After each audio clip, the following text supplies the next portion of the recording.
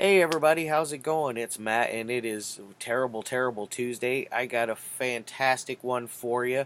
But first and foremost, I hope each and every one of you are having a fantastic day thus far, with some family or friends, doing whatever it is that makes you happy, all that fun jazz.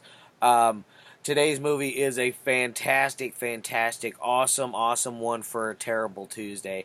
It is one of those that it is so cheesy, but it is so fun. It's from 1981.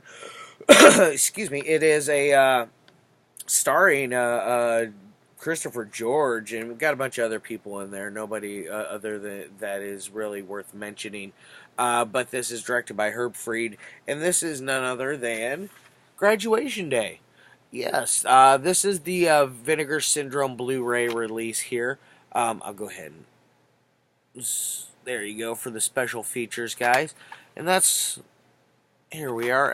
As far as the release goes, it is Blu-ray DVD combo. No alternative cover artwork here.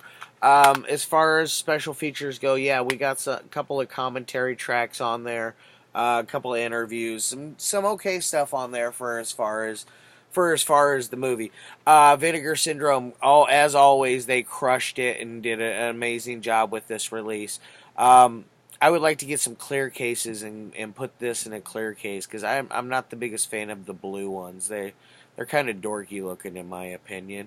Anybody out there like the different colored cases? Those are fun. I know now a lot of them are going to the clear case because it looks so much better and a lot more crisper.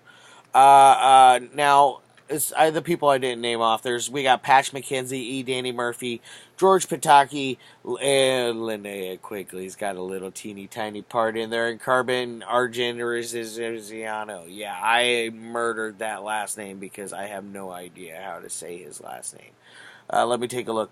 Aregenziano. Yeah, Aregenziano. That's probably as close as I'm going to get to getting that one right.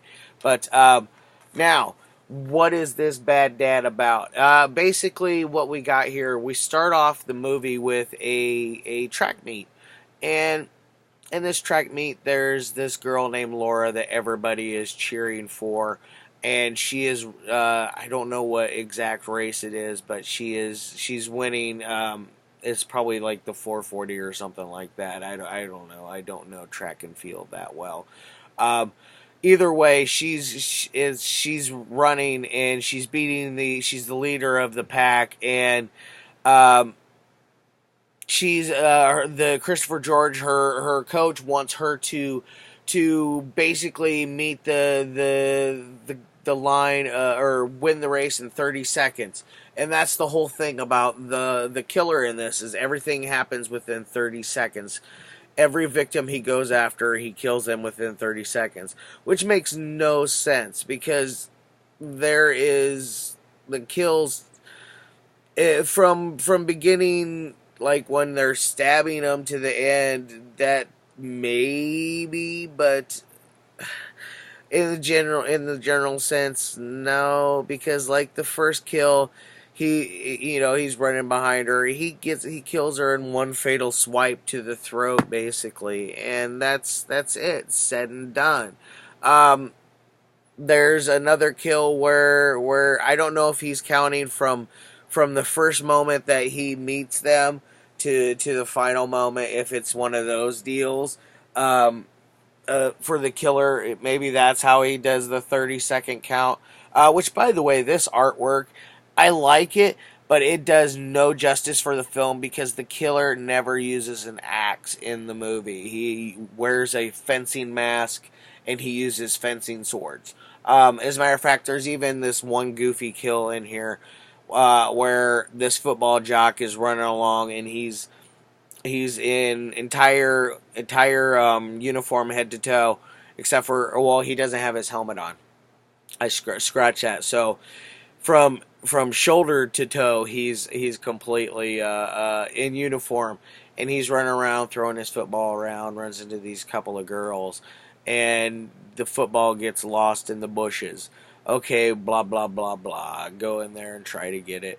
The killer has picked the football up and is messing with it. Hey, the football. Hey, player. Hey, give me my football back. Give it here. One of those deals. Like, I got it over here. Um, uh, um, so basically, then the killer, I don't know what or how he does it, but the killer manages to have a football that has a sword on the end of it. So when he throws it, it goes through the guy's belly. How silly is that? It is extremely silly. It made me giggle so much. Every time I watch this and I see that death, all I can do is just laugh. But it's fun. Every death in here is kind of corny. There's even one where that involves the high jump. Is that or the pole vault? Excuse me, the pole vault. There's like I said, there's one that involves a girl running. There's a nice little twist in there that to get you to think that it's one person when it's not, which is very clear from the very beginning. If you really pay attention, it's right there in your face. You know who the person is, who the killer is, right then and there, because they totally give it to you with just their reaction, because their reaction is completely opposite of what everybody else's is during that exact moment, and the reaction of what they do is after Laura happens to drop dead there on the track. She makes the 30-second run, but she happens to fall flat. She dies right there. Now, then we're fast forward a little bit, and we're shown this woman in a military uniform, dress uniform, uh, riding with this one of the goofiest looking truck drivers ever. He's got this like lavender shirt on, and he's got this like ascot neckerchief thing going to the side, and he's just a chewing gum a million miles an hour while he's talking, and he decides he's going to reach down and grab this girl by her thigh, and that just right there was creepy enough for me to want to sock the guy. She happened to be, since I said she's military, she was able to stop the situation in its tracks right then and there.